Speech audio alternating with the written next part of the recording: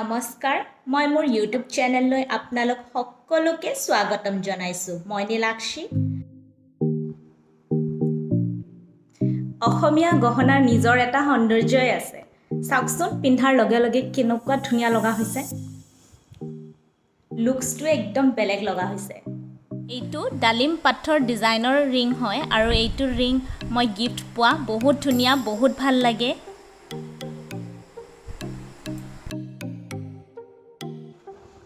এইযোৰ অকমান সিম্পল বাট বহুত এলিগেন্ট বহুত ধুনীয়া লাগে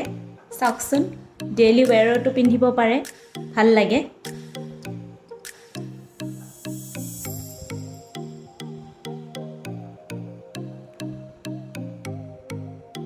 এনে কতবা অকমান কম সময়ৰ কাৰণে উলালেও আপুনি এইযোৰ পিন্ধিব পাৰে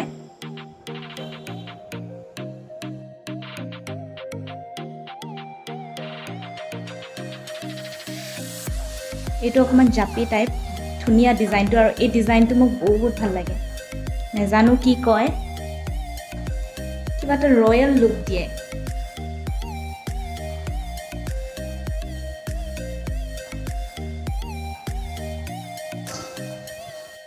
এইযোৰ ইয়াৰিং সিলভাৰ বেসড হয় ময়ূৰ ডিজাইনৰ বহুত ধুনীয়া আপোনালোকে নিজৰ কালেকচনত ৰাখিব পাৰে ইমান গৰ্জিয়াস দেখিয়ে ভাল লাগে এইযোৰ ইয়াৰিং অকল আপোনালোকক দেখুৱাবৰ বাবে মই অকল এটা কাণত পিন্ধিছো ধুনীয়া বহুত গৰ্জিয়াস এইযোৰ গামখাৰু কপাৰ বেসড হয়